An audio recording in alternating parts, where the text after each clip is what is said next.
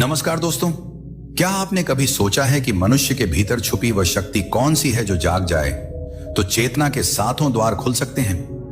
वह शक्ति जिसे प्राचीन ऋषियों ने कुंडलिनी शक्ति कहा, जो रीढ़ की हड्डी के मूल में सुप्त अवस्था में सोई रहती है और जब जागती है तो साधारण मनुष्य को असाधारण बना देती है। आज के इस रहस्यमय वीडियो में हम बात करने वाले हैं कुंडलिनी शक्ति जगाने के उस महाप्रयोग की, जिसके प्रभाव से सातों चक्र सक्रिय होते हैं और आत्मबोध का द्वार खुल जाता है। लेकिन सावधान, यह ज्ञान हर किसी के लिए नहीं है। इसे वही समझ सकता है जो सत्य को जानने की तीव्र इच्छा रखता है। अगर आप इस यात्रा का हिस्सा बनना चाहते हैं तो अभी वीडियो को लाइक करें, अपने मित्रों के साथ शेयर करें और हमारे चैनल इंस्पायर्ड क्लब को सब्सक्राइब करना बिल्कुल न भूलें। रात्रि का समय सन्नाटा हर दिशा में फैला हुआ है। चारों ओर शांति है, लेकिन इस शांति के भीतर एक रहस्य छिपा हुआ है। यह वही रहस्य है जिसे प्राचीन योगियों ने समझा था। नींद में उतरते ही ध्यान का जागरण।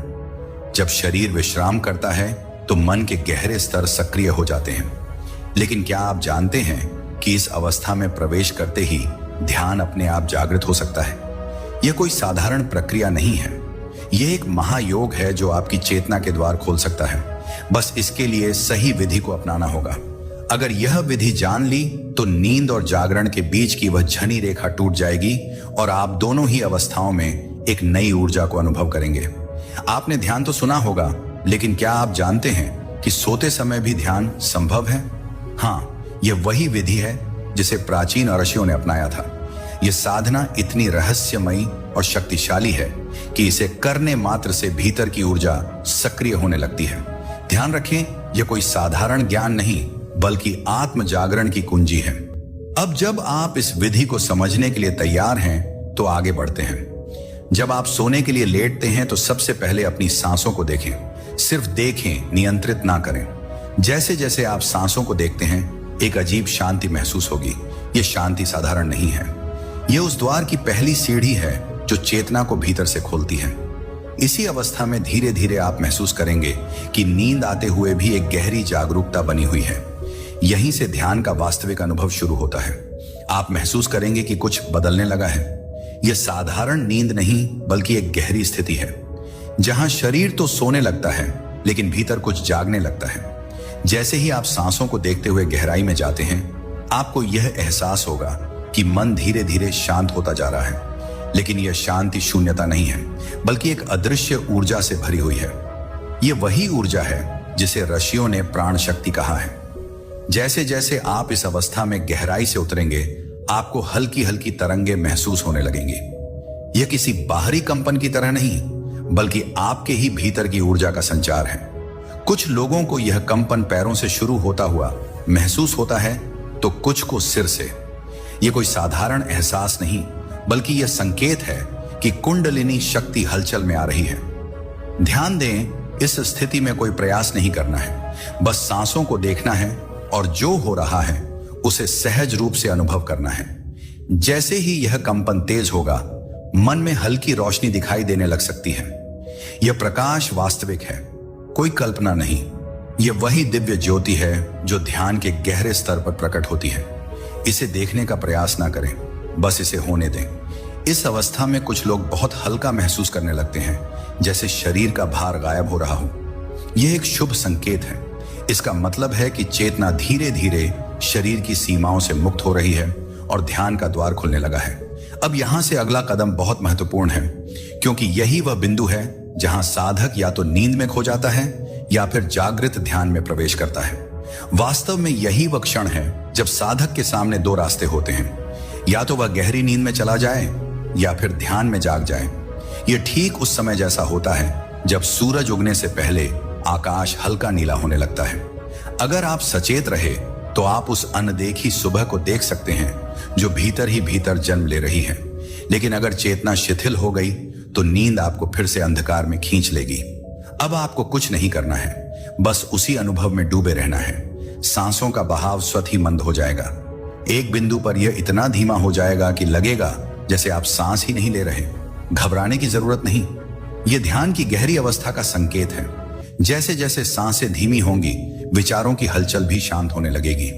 आप देखेंगे कि एक गहरी नीरवता चारों ओर फैलने लगी है। इसी नीरवता के बीच आपको अचानक लगेगा कि शरीर बहुत हल्का हो गया है, जैसे कोई भार ही नहीं है। कई साधकों को इस समय ऐसा अनुभव होता है मानो वे शून्य में तैर रहे हों। कुछ को लगेगा कि वे अपने शरीर के बाहर आ गए हैं। यह कोई भ्रम नहीं है। ध्यान के इस गहन स्तर पर प्रवेश करने के बाद चेतना शरीर की सीमाओं से परे जाने लगती है। यही वह स्थिति है जिसे प्राचीन योगियों ने सूक्ष्म यात्रा कहा है।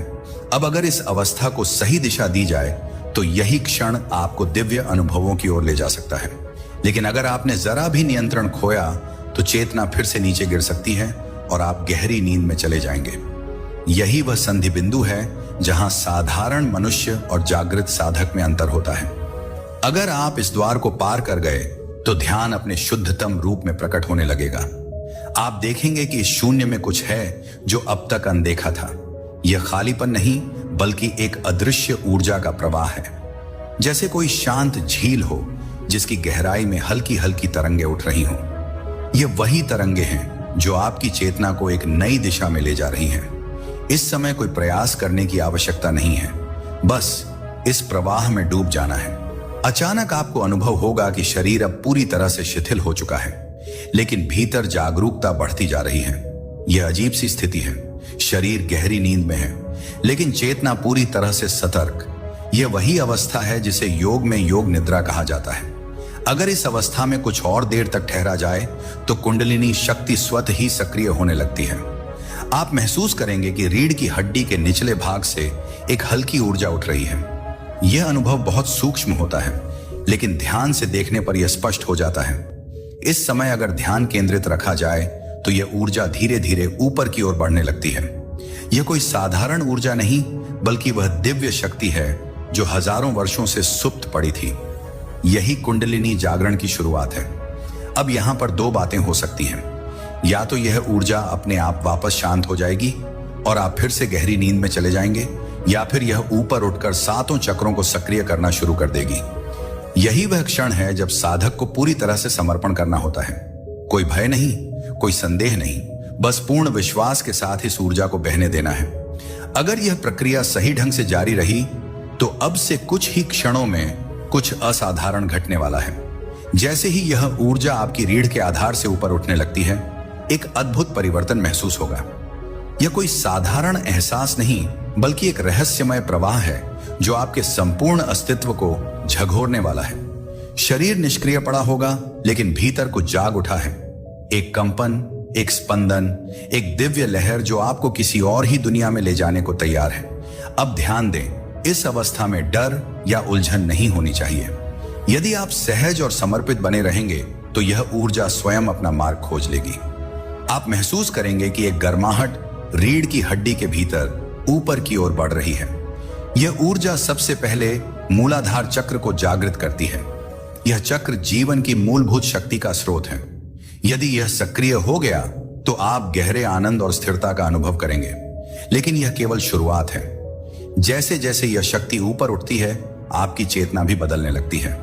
कुछ लोगों को इस समय सुनाई देने लगता है एक आंतरिक नाद, जैसे मंदिर की घंटियों की ध्वनि या किसी मधुर वीणा के तारों की झंकार। यह ब्रह्मांडीय कंपन का संकेत है जो आपके भीतर ही गूंज रहा है।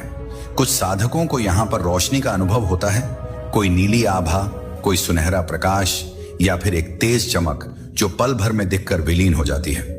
यह कोई कल्पना नहीं बल्कि ध्यान की गहराई में प्रवेश करने का प्रमाण है। अब यदि इस स्थिति में स्थिर रहा तो कुंडलिनी शक्ति अगले चक्र की ओर बढ़ेगी और चेतना का विस्तार और भी गहरा होगा। लेकिन ध्यान रखें, यह ऊर्जा दो दिशाओं में जा सकती है। या तो ऊपर उठकर जागरण की ओर ले जाएगी, या फिर वापस मूलाधार में लौटकर शांत हो जाएगी। अगर आप पूरी तरह स्थिर रह गए तो यह ऊर्जा अपने मार्ग को स्वयं खोलने लगेगी। यह किसी साधारण शक्ति की तरह नहीं बल्कि चेतना के गहरे स्तरों को जगाने वाली दैवी शक्ति है। जैसे जैसे यह ऊपर उठती है, वैसे वैसे आपका संपूर्ण अनुभव बदलने लगता है। एक नई अनुभूति जन्म ले रही है। शरीर जड़ हो गया है, लेकिन भीतर कुछ नया खिलने लगा है, जैसे कोई अदृश्य कमल धीरे धीरे अपनी पंखुड़ियां खोल रहा हो। अब ध्यान दें, यह अवस्था साधारण नहीं है। यह वह स्थिति है जहां पर शरीर सोता है लेकिन आत्मा जाग रही हो। यही वह द्वार है जहां से गहरी साधना शुरू होती है। इस समय कुछ अद्भुत अनुभव हो सकते हैं। शरीर हल्का महसूस होगा, जैसे गुरुत्वाकर्षण समाप्त हो गया हो। कई साधकों को ऐसा प्रतीत होता है कि वे बिस्तर पर नहीं बल्कि शून्य में तैर रहे हैं। यह कोई भ्रम नहीं बल्कि चेतना का विस्तार है। कुछ को अनुभव होगा कि कोई अदृश्य शक्ति सिर के ऊपर मंडरा रही है। यह ठीक उसी तरह है जैसे कोई शुद्ध प्रकाश आपके सिर के ऊपरी भाग में प्रवेश कर रहा हो। यह सहस्त्रार चक्र के जागरण का संकेत है। जैसे ही यह चक्र स्पंदित होता है, वैसे ही पूरे शरीर में एक दिव्य झंकार फैल जाती है। यह झंकार साधारण नहीं बल्कि अस्तित्व की सबसे गहरी ध्वनि है। अगर आप इस अवस्था में स्थिर रह सके तो आपको अनुभव होगा कि समय समाप्त हो गया है। यहां ना रात बची ना दिन, सिर्फ एक शुद्ध अनुभव शेष रह जाता है। यह वही अवस्था है जहां योगी समाधि में लीन हो जाते हैं। लेकिन समाधि से पहले एक और गहरी अनुभूति होनी बाकी है। अगर ध्यान गहरा होता गया तो एक और रहस्यमयी अनुभव शुरू होगा। यह कोई सामान्य अवस्था नहीं बल्कि एक ऐसा क्षण है जब शरीर सोता रहेगा लेकिन भीतर कुछ पूर्ण रूप से जाग जाएगा। यह ठीक वैसे ही है जैसे किसी बंद कमरे में अचानक एक खिड़की खुल जाए और अंदर उजाला भर जाए। अब इस स्थिति में दो चीजें घटित हो सकती हैं। या तो मन पूरी तरह शांत होकर निर्विचार की अवस्था में चला जाएगा या फिर भीतर अद्भुत दृश्य उभरने लगेंगे। कुछ साधकों को इस समय अदृश्य रंगों की झलक मिलती है, कुछ को किसी सुनहरी रोशनी की झिलमिलाहट, तो कुछ को लगता है जैसे वे किसी अनंत शून्य में प्रवेश कर गए हैं। यह चेतना का पहला विस्तार है, लेकिन यह केवल शुरुआत है। जैसे जैसे साधक स्थिर होता जाता है वैसे वैसे ध्यान उसे और गहराइयों में ले जाता है। कई बार इस अवस्था में कोई दिव्य ध्वनि सुनाई देती है, एक कंपन, एक ओमकार नाद जो कहीं बाहर से नहीं बल्कि आपके भीतर से उठता है। यह वही ध्वनि है जिसे ऋषियों ने ब्रह्मनाद कहा है। यह नाद चेतना को ऊर्ध्वगामी बना देता है। अब यदि इस स्थिति में कोई भय या आशंका आ जाए तो ध्यान वहीं रुक सकता है, लेकिन जो साधक पूरी तरह समर्पित हो जाता है वह इस अनुभव को और गहरा कर सकता है। जैसे कोई शांत झील में उतरता चला जाए वैसे ही ध्यान भीतर जाता रहेगा। और यही वह बिंदु है जहां से ऊर्जा सहस्रार चक्र की ओर बढ़ने लगती है। जब ऊर्जा सहस्रार की ओर बढ़ने लगती है तो भीतर एक विलक्षण परिवर्तन होता है। यह कोई साधारण अनुभव नहीं बल्कि ऐसा लगता है जैसे चेतना किसी और ही आयाम में प्रवेश कर रही हो। यह वह क्षण होता है जब मन की सारी हलचल ठहर जाती है, विचार थम जाते हैं और केवल एक शुद्ध अनुभूति शेष रह जाती है। इस अवस्था में कुछ साधकों को महसूस होता है कि सिर के ऊपर कोई हल्का दबाव बन रहा है। यह दबाव असल में सहस्रार चक्र के सक्रिय होने का संकेत है। कुछ लोगों को ऐसा प्रतीत होता है जैसे सिर के ऊपर कोई ऊर्जा घूम रही है, जैसे कोई अदृश्य लहरें हल्के हल्के बह रही हों। यही वह अवस्था है जहां से वास्तविक आध्यात्मिक यात्रा आरंभ होती है। अब यहां पर ध्यान दें, जैसे जैसे यह ऊर्जा ऊपर उठती है वैसे वैसे शरीर से जुड़ी चेतना पीछे छूटने लगती है। कई साधकों को इस समय शरीर की अनुभूति समाप्त हो जाती है। यह कोई डरावनी स्थिति नहीं बल्कि एक दिव्य अनुभव है। यही वह स्थिति है जिसे ऋषियों ने महायोग निद्रा कहा है। एक ऐसी नींद जिसमें शरीर सोता है लेकिन आत्मा जागृत रहती है। इस अवस्था में प्रवेश करने के बाद साधक को दो अनुभव होते हैं।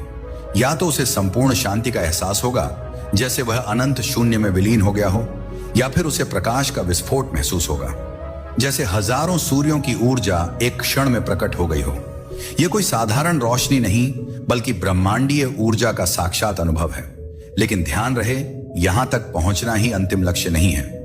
यह तो केवल एक द्वार है जिसके पार असली रहस्य छिपे हुए हैं। अगर इस ऊर्जा को पूर्णतः समर्पण मिल जाए तो कुछ असाधारण घटित होता है।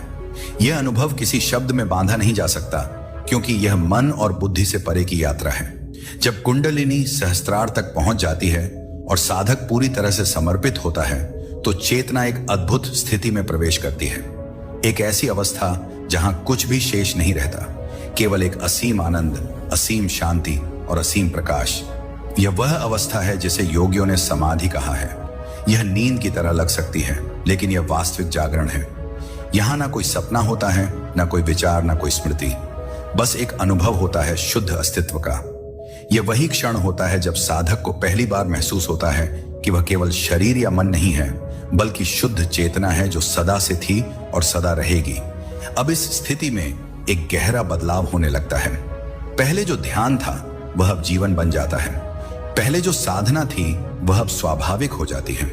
जब साधक इस अवस्था में ठहर जाता है तो उसका अस्तित्व ही एक शक्ति बन जाता है। उसके शब्दों में कंपन होता है, उसकी उपस्थिति में शांति होती है। वह जहां जाता है वहां ऊर्जा का प्रवाह शुरू हो जाता है। लेकिन ध्यान दें, यहां तक पहुंचना केवल शुरुआत है। असली रहस्य तो इसके आगे छिपे हैं। जब यह ऊर्जा पूर्ण रूप से स्थिर हो जाती है तब साधक के भीतर ब्रह्मांडीय रहस्य खुलने लगते हैं। उसे उन चीजों का अनुभव होने लगता है जो सामान्य चेतना में असंभव लगती हैं, और यहीं से एक नया द्वार खुलता है। जब यह द्वार पूरी तरह खुल जाता है तो साधक के लिए सृष्टि का हर रहस्य स्पष्ट होने लगता है। यह कोई कल्पना नहीं बल्कि एक सीधा अनुभव होता है। अब जो कुछ भी देखा जाता है वह केवल आंखों तक सीमित नहीं रहता, बल्कि चेतना स्वयं हर चीज का अनुभव करने लगती है। यह वही अवस्था है जिसमें महर्षि, योगी और सिद्ध पुरुष रहते हैं।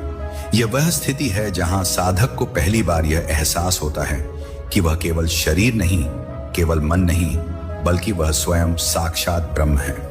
इस अवस्था में साधक को सोने और जागने का भेद समाप्त होता हुआ प्रतीत होता है। अब नींद भी एक साधना बन जाती है। जब वह सोता है तब भी उसकी चेतना पूर्णतः जागरूक रहती है। यह कोई सामान्य अनुभव नहीं बल्कि एक गहन परिवर्तन है। ध्यान दें, इस स्थिति में प्रवेश करने के बाद जीवन पूरी तरह बदल जाता है। अब कोई भी घटना, कोई भी परिस्थिति उसे डगमगा नहीं सकती। वह भीतर से इतना स्थिर हो जाता है कि संसार का कोई भी तूफान उसे हिला नहीं सकता। यह वह अवस्था है जहां साधक के अंदर एक दिव्य प्रकाश स्वतः जलने लगता है। यह प्रकाश भीतर से बाहर तक फैलता है। जो भी इस ऊर्जा के संपर्क में आता है उसका जीवन परिवर्तित होने लगता है। यह ऊर्जा केवल साधक तक सीमित नहीं रहती, बल्कि वह ब्रह्मांड में विलीन होकर हर जीव तक पहुंचने लगती है। लेकिन यह केवल एक झलक है। असली रहस्य अभी भी गहराई में छिपे हैं। जब यह ऊर्जा पूर्ण रूप से स्थिर हो जाती है तब ध्यान एक नई अवस्था में प्रवेश करता है, जहां केवल मौन बचता है, केवल अस्तित्व बचता है। जब मौन की गहराइयों में साधक डूबने लगता है तो समय का बोध विलीन हो जाता है। अब न रात रहती है न दिन, बस एक अनवरत प्रवाह, एक शुद्ध चेतना का महासागर। अब मन शब्दों से परे चला जाता है और ध्यान स्वयं घटित होने लगता है। यह साधक की साधना का चरम बिंदु होता है, जहां प्रयास समाप्त हो जाता है और अस्तित्व अपने वास्तविक स्वरूप में प्रकट होने लगता है। जो पहले केवल ग्रंथों में पढ़ा था, जो पहले केवल गुरु की वाणी में सुना था, अब वही प्रत्यक्ष अनुभव में बदल जाता है। अब साधक को किसी प्रमाण की आवश्यकता नहीं रहती। यह अनुभूति इतनी गहन होती है कि आत्मा और ब्रह्मांड के बीच का हर भेद समाप्त हो जाता है। यहां कोई द्वैत नहीं बचता, केवल एकता होती है। साधक पहली बार साक्षात अनुभव करता है कि वही ऊर्जा जो उसके भीतर बह रही है वही संपूर्ण ब्रह्मांड में प्रवाहित हो रही है। अब ध्यान केवल एक क्रिया नहीं रह जाता, बल्कि जीवन का स्वभाव बन जाता है। जब साधक जागता है तो वह ध्यान में होता है। जब वह चलता है तो ध्यान उसके साथ चलता है। जब वह बोलता है तो शब्दों में केवल मौन बहता है। जब वह सोता है तो शरीर विश्राम करता है, लेकिन चेतना पूर्ण जागरूक रहती है। यह अवस्था दुर्लभ है, लेकिन जिसने इसे पा लिया उसके लिए जीवन और मृत्यु का भेद समाप्त हो जाता है। लेकिन यात्रा अभी समाप्त नहीं हुई। जब यह स्थिति स्थिर होने लगती है तब कुछ और भी अद्भुत घटित होता है। साधक के भीतर एक नई शक्ति का जन्म होता है। एक ऐसी शक्ति जो केवल भीतर ही नहीं बल्कि बाहर की दुनिया को भी बदल सकती है। और यहीं से आरंभ होता है एक और रहस्य। जब यह शक्ति पूर्ण रूप से जागृत हो जाती है तो साधक केवल एक व्यक्ति नहीं रह जाता, वह एक प्रवाह बन जाता है। एक ऐसी ऊर्जा जो हर दिशा में फैलने लगती है। उसकी उपस्थिति ही ध्यान बन जाती है, उसकी श्वास ही मंत्र बन जाती है, और उसकी दृष्टि मात्र से लोगों की चेतना रूपांतरित होने लगती है। यह वही अवस्था है जिसे महान योगी परमहंस की अवस्था कहते हैं, जहां व्यक्ति केवल शरीर में रहते हुए भी शरीर से परे चला जाता है। इस स्थिति में साधक के भीतर कुंडलिनी शक्ति अपने सर्वोच्च रूप में सक्रिय हो जाती है। अब ऊर्जा केवल मूलाधार से सहस्त्रार तक उठने भर की प्रक्रिया नहीं रहती, बल्कि यह एक अनवरत प्रकाश प्रवाह में बदल जाती है। इस प्रकाश का प्रभाव इतना प्रबल होता है कि साधक जिस स्थान पर बैठता है वह स्थान भी ध्यान के लिए उपयुक्त हो जाता है। यहाँ तक कि जो लोग उसके संपर्क में आते हैं उनके भीतर भी यह ऊर्जा जागृत होने लगती है। अब साधक को ध्यान करने की आवश्यकता नहीं रह जाती, क्योंकि ध्यान स्वयं उसके भीतर बह रहा होता है। वह चाहे सो रहा हो, जाग रहा हो, चल रहा हो, बोल रहा हो, हर स्थिति में वह पूर्णतः एकाग्र और स्थित प्रज्ञ रहता है। यह स्थिति सामान्य बुद्धि से समझना कठिन है, क्योंकि यह बौद्धिक नहीं बल्कि अनुभवजन्य स्थिति है। लेकिन यह केवल शुरुआत है। जब यह ऊर्जा स्थिर हो जाती है तब कुछ और चमत्कारिक अनुभव सामने आते हैं। साधक के शरीर के भीतर सूक्ष्म ध्वनियां गूंजने लगती हैं, ब्रह्मांड के गूढ़ रहस्य प्रकट होने लगते हैं और चेतना का विस्तार अनंत तक फैलने लगता है। अब प्रश्न यह उठता है कि इस अवस्था में साधक के लिए संसार का क्या महत्व रह जाता है? क्या वह संसार से विलग हो जाता है या फिर एक नई भूमिका में प्रवेश करता है? जब साधक संसार और पारमार्थिक जगत के बीच संतुलन स्थापित कर लेता है तो उसकी चेतना दो धाराओं में प्रवाहित होने लगती है। एक भीतर की ओर जहां मौन, शांति और समाधि का असीम सागर है, और दूसरी बाहर की ओर जहां संसार के कर्म और कर्तव्य हैं। अब उसके लिए ध्यान और जीवन में कोई भेद नहीं रह जाता। अब ध्यान केवल आंखें बंद करने की क्रिया नहीं बल्कि हर क्षण की अनुभूति बन जाता है। जो भी उसके संपर्क में आता है वह उसकी उपस्थिति से प्रभावित होने लगता है। उसकी वाणी में अब केवल शब्द नहीं बल्कि ऊर्जा प्रवाहित होती है। उसकी दृष्टि में केवल देखना नहीं बल्कि साक्षात्कार होता है। अब वह जिस किसी के पास बैठता है उसके भीतर भी एक कंपन उत्पन्न होने लगता है। यह कंपन कोई साधारण हलचल नहीं बल्कि कुंडलिनी के जागरण की प्रथम ध्वनि होती है। साधक अब केवल एक व्यक्ति नहीं बल्कि एक ऊर्जा केंद्र बन जाता है। उसके चारों ओर एक आभा मंडल बनता है जिसे केवल संवेदनशील मनुष्य ही नहीं बल्कि पशु, पक्षी और प्रकृति भी अनुभव करने लगती है। साधक की उपस्थिति मात्र से वातावरण बदल जाता है। जो लोग वर्षों से ध्यान में कठिनाइयों का सामना कर रहे होते हैं वे भी उसकी छाया में बैठकर ध्यान की गहराइयों में प्रवेश करने लगते हैं। लेकिन यहां एक प्रश्न उठता है, क्या इस अवस्था में आकर साधक संसार से विरक्त हो जाता है? नहीं, वास्तविक योगी वह नहीं जो संसार से भाग जाए बल्कि वह जो संसार के बीच रहकर भी निर्लिप्त बना रहे। अब साधक की दृष्टि में कोई भी व्यक्ति सामान्य नहीं रहता। वह हर जीव में वही दिव्यता देखने लगता है जिसे उसने अपने भीतर अनुभव किया है। अब वह दूसरों को भी उसी अनुभूति तक ले जाने का प्रयास करता है। लेकिन यहां एक गहरा रहस्य है। जब साधक इस ऊंचाई पर पहुंचता है तब उसके सामने एक अंतिम द्वार खुलता है। एक ऐसा द्वार जिसके पार जाने के बाद वह संपूर्ण अस्तित्व का हिस्सा बन जाता है। यह वही द्वार है जिसे महायोगी कैवल्य की अवस्था कहते हैं। लेकिन इस अंतिम द्वार को पार करने से पहले साधक को एक अंतिम परीक्षा से गुजरना होता है। यह परीक्षा क्या होती है और इसका सामना कैसे किया जाता है? साधक जब अंतिम द्वार पर पहुंचता है तो उसके सामने केवल शांति नहीं होती बल्कि एक चुनौती भी खड़ी होती है। यह चुनौती बाहर से नहीं भीतर से आती है। यह उसके अपने ही मन की अंतिम परीक्षा होती है। जैसे जैसे वह इस द्वार के करीब आता है वैसे वैसे उसकी चेतना में उन सभी सांसारिक इच्छाओं की हलचल फिर से उठने लगती है जिन्हें वह वर्षों की साधना से शांत कर चुका था। यह कोई साधारण हलचल नहीं होती। यह उसके भीतर सोई हुई सबसे गहरी वासनाओं और मोह की अंतिम लहर होती है। यहीं पर असली संघर्ष शुरू होता है। साधक देखता है कि उसकी चेतना दो भागों में बट रही है। एक भाग उसे कहता है कि अब वापस मुड़ जाओ, इस अंतिम द्वार के पार केवल शून्यता है, कुछ भी नहीं। दूसरा भाग कहता है कि यही तो वह क्षण है जिसके लिए जन्म जन्मांतरों से यात्रा कर रहा था। लेकिन यह द्वंद्व जितना आंतरिक होता है उतना ही वास्तविक भी। प्राचीन ग्रंथों में इसे महामाया का जाल कहा गया है। यह वही शक्ति है जो साधक को अंतिम सत्य से पहले भ्रम में डालने का प्रयास करती है। यह शक्ति उसे संसार के मोह, पुराने संबंधों, अधूरी इच्छाओं और अतीत की स्मृतियों में उलझाने लगती है। साधक को ऐसा प्रतीत होता है मानो वह फिर से उसी संसार में लौट रहा हो जिसे वह पीछे छोड़ चुका था।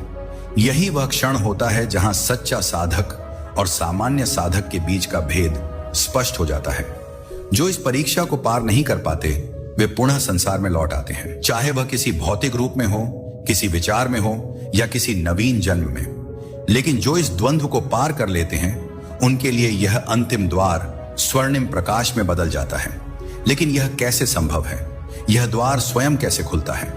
क्या कोई कुंजी है जो इसे खोल सकती है? जिस क्षण साधक अंतिम द्वार पर खड़ा होता है वह केवल एक व्यक्ति नहीं रहता, वह समस्त चेतना का प्रतीक बन जाता है।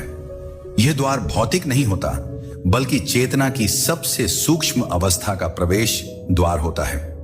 यहां तक पहुंचने वाला साधक अब तक की सबसे गहरी परीक्षा से गुजरता है। यह परीक्षा ना शारीरिक होती है ना मानसिक, बल्कि यह आत्मा की परीक्षा होती है। यहां भीतर से एक स्वर उठता है, क्या तुम तैयार हो सब कुछ छोड़ने के लिए? यह प्रश्न किसी और से नहीं, स्वयं से किया जाता है, क्योंकि जो इस अंतिम द्वार से आगे बढ़ना चाहता है उसे सब कुछ छोड़ना होगा। अहंकार, व्यक्तित्व, नाम, पहचान, यहां तक कि स्वयं को भी। यहीं पर साधक को समझ में आता है कि ध्यान कोई क्रिया नहीं थी, ना ही कोई यात्रा थी। यह तो केवल अपनी असली पहचान को भूलने और फिर उसे पुनः पाने की प्रक्रिया थी। लेकिन अब तक वह जिसे स्वयं मानता आया था वह केवल एक भ्रम था। जैसे ही वह इस सत्य को स्वीकार करता है, एक अद्भुत परिवर्तन होता है। यह द्वार जो अब तक अचल था, सहसा विलीन हो जाता है। उसके स्थान पर केवल शुद्ध प्रकाश रह जाता है। कोई द्वार नहीं, कोई सीमा नहीं, कोई रुकावट नहीं। यही वह क्षण होता है जब साधक और ब्रह्मांड एक हो जाते हैं। अब वह केवल एक व्यक्ति नहीं रहता, बल्कि समस्त सृष्टि की चेतना में विलीन हो जाता है। यह अनुभव शब्दों में व्यक्त नहीं किया जा सकता, केवल अनुभूत किया जा सकता है। लेकिन क्या यह अंत है? क्या यहां सब कुछ समाप्त हो जाता है, या फिर इसके आगे भी कोई और सत्य छिपा है? जब ध्यान स्वयं ध्यानता को मिटा देता है और केवल शुद्ध अस्तित्व शेष रह जाता है, तब जो बचता है उसे शब्दों में नहीं बांधा जा सकता। यह ना कोई अनुभव है, ना कोई विचार, यह केवल होना है। इस स्थिति में साधक कुछ करने की स्थिति में नहीं होता, वह बस होता है। लेकिन ध्यान दीजिए, यह कोई शून्यता नहीं है, यह निर्वात नहीं है, बल्कि यह तो अनंत पूर्णता है जिसे महसूस करने के लिए अब किसी माध्यम की आवश्यकता नहीं होती। ना कोई मंत्र, ना कोई विधि, ना कोई साधना, सब विलीन हो चुके होते हैं। अब साधक स्वयं ध्यान बन चुका होता है। यहां पर समय का अस्तित्व समाप्त हो जाता है। बीता हुआ और आने वाला दोनों खो जाते हैं। केवल एक अनंत क्षण शेष रह जाता है जिसे अभी कहा जा सकता है, लेकिन यह अभी भी शब्दों के बंधन में नहीं बनता। यह तो बस एक प्रवाह की तरह है जो कहीं से आता नहीं और कहीं जाता नहीं।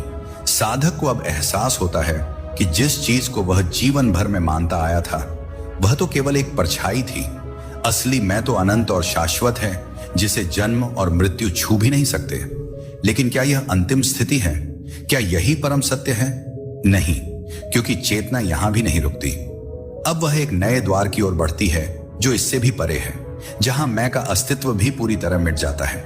जब साधक अपने अंतिम अस्तित्व को भी छोड़ देता है और केवल परम में विलीन हो जाता है, तब बचता है केवल शुद्ध ब्रह्म, निर्विकल्प, निर्विकार, अनंत।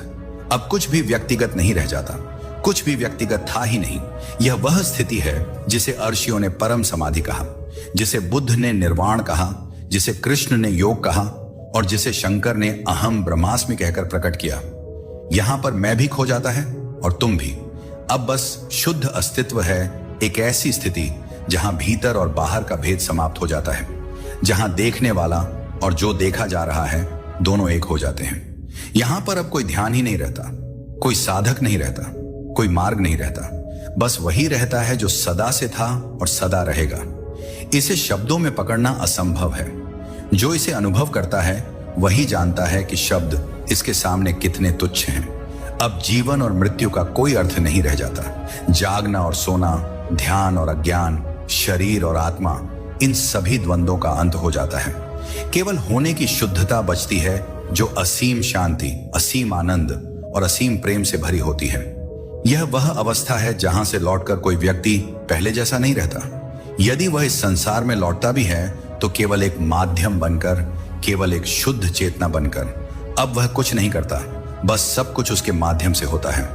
यही वह रहस्य है जिसके बारे में योगियों ने कहा, जो इसे जान लेता है उसके लिए कुछ भी जानने को बाकी नहीं रहता। लेकिन क्या यह अंत है? नहीं, क्योंकि यहां कोई अंत नहीं है। यहां केवल शाश्वत यात्रा है, एक ऐसी यात्रा जो कहीं से शुरू नहीं होती और कहीं समाप्त नहीं होती।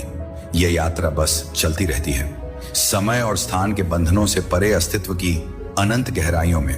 अब यह यात्रा आपकी है। जो साधक इस मार्ग पर कदम बढ़ा चुका है उसके लिए अब पीछे लौटने का कोई प्रश्न ही नहीं उठता। अब केवल एक ही मार्ग है और वह है भीतर जाने का, पूर्ण रूप से विलीन हो जाने का।